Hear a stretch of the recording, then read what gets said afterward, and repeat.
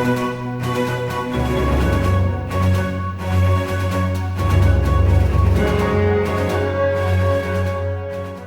guys, welcome back to another video. Welcome back to my series of Teenage Mutant Ninja Turtle reviews leading up to Rise of the Teenage Mutant Ninja Turtles, the movie. And today it is the first of my favorite Ninja Turtle favorite Ninja Turtle series of all time. The Michael Bay versions, Teenage Mutant Ninja Turtles 2014. So the plot is, when a kingpin threatens New York City, a group of mutant turtle warriors must emerge from the shadows to protect their home. Now, this was the first Teenage Mutant Ninja Turtles movie I saw in the theater, and I did see bits of the 2007 movie before this. But not only was it the first Ninja Turtle movie I saw in the theater, but it was also the first rated M movie I saw in the theater. So this has a very special place in my heart. And so I think that is one of the reasons why I hold this movie to a very high standard when it comes to Ninja Turtles. And I think that Megan Fox's portrayal of April O'Neil gets crapped on way too much for the wrong reasons. I don't think that she's the best actress. But even if you don't like her acting, you could probably agree that she's hot. And she also picks these movies, whether if it's a Jonah Hex or a Ninja Turtles or a Transformers, is because that she's a nerd. She's like us. She loves Ninja Turtles. She loves Transformers. She loves Power Rangers. She loves all this nerdy stuff, which I am very happy that, like, even though that we do get a lot of people that love their characters in the Marvel movies, like Chris Evans and Robert Downey Jr. and that sort of stuff, we don't really get a lot of actors that appreciate the nerd world. So that's, I think, one of the reasons why I like Megan Fox in these movies. I'm a big Megan Fox fan, right? I have both the Ninja Turtle movies. I have both of her Transformers movies. I haven't seen them yet, but I have This Is 40. I have, God crap, what else do I have? I have Jonah Hex. So I actually don't mind Megan Fox as an actress, right? And I especially like her April in these two Ninja Turtles movies. But I would have liked to have seen, because apparently Anna Kendrick and Elizabeth Olsen were up for the role of April in this movie. I would have loved to have seen those two, like either one of those two in this movie doing April.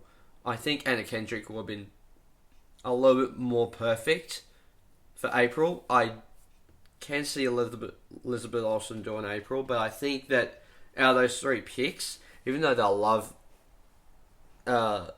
Elizabeth Olsen, I think that it would have to go Anna Kendrick, Megan Fox, then Elizabeth Olsen for me. Because I think that there's something about Elizabeth Olsen that I'm just like, I don't really see April when I think of Elizabeth Olsen.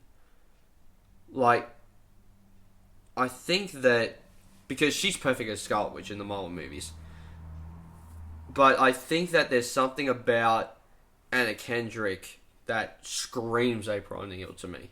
So, but also the thing is too, is that I love how they build up the Turtles in this movie. You don't really get much of a build up in the original movies. You do get the fighting in the dark, and then you see the mask and a bit of the green of Raph peeking out of the silver hole in the original movie, and then you get that build up. But this one is not a long build up that's boring, but a long build up that's interesting. So it's kind of slowly going through and that sort of stuff, just kind of going this is what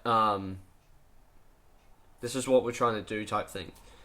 And I think that is a great direction, a great idea for a movie like this, especially for the Ninja Turtles. And this movie is more closer to a Christopher Nolan Batman movie that I think we kind of needed for Ninja Turtles, Because if there were two franchises that I think deserved a dark, gritty reboot around the time that the first few Transformers movies was coming out, I would say Power Rangers and Teenage Mutant Ninja Turtles. And I think that these two movies, even though the second one goes into light-hearted cartoon territory, it still has some more dark elements. But I think that these two Bay movies get us more to that dark and gritty style of the comics, and even some of that lightheartedness of the cartoon, more than the original trilogy does, and more than the animated TMNT movie. But I think that's a cool idea for a Ninja Turtles movie.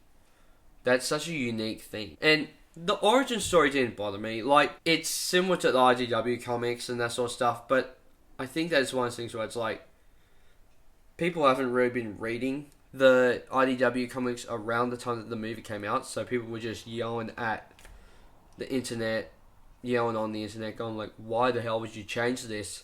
But it never really bothered me, like, to be honest. And the whole thing about Splinter learning from a book, like, yeah, it is ridiculous, but like, when you get that intelligent, like, when they grow into mutants and they get that kind of intelligence and they're allowed to speak and understand things, I do believe that he can actually get, like, that from the mutant he knows how to read a book.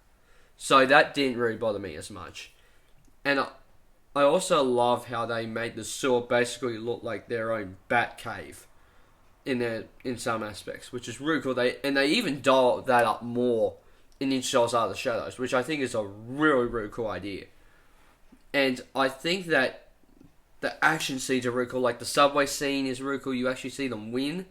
And then the lesson that we keep learning throughout this movie, and this is why they keep losing, is that they're better as a team. And as a team, they're able to accomplish anything. And we even get that more so in the second one, where it's like, they're failing, but this is why the end is like, we won because we worked together as a team and we stuck together. It's very much like a Power Rangers or a MCU plot. You see, I think what gets me about these Ninja Turtles movies and the recent Power Rangers movie is that they remind me of Marvel movies or DC movies in a way, because they're minor effects, but there's something like I can't see. This seems like something that you would see more in the DCU than the MCU. Like, the MCU would have done something close to the 1990 movie with CGI, but I think that this is something that you would see more in the DC universe. But back to the fight scenes, I think that the sewer fight scene is great. I think that one of my favourite fight scenes of all time is the snow chase, which is really, really cool. And also the rooftop with Shredder, even though you do kind of get similarities of the original fight scene from the 1999 movie, I think that this one, having it in the day and having it with a big gas releaser, is kind of a cool idea. So I'm not really going to knock it for that. I think I need to give Teenage Mutant Ninja Turtles 2014 a 4.5 out of 5 stars. This movie is one of the best Teenage Mutant Ninja Turtles that we've gotten ever. The next video is Teenage Mutant Ninja Turtles Out of the Shadows. And I have watched it since I wrote the review, so I'll kind of explain my opinions a little more when we get into that movie. So, yes, so guys, please hit the like button down below if you haven't already. Hit subscribe. Also hit the little bell. Kind of get notified for future videos I make. I'll see you guys next time. Take care. Bye. Hey there. Subscribe to my channel. And also press this bell icon.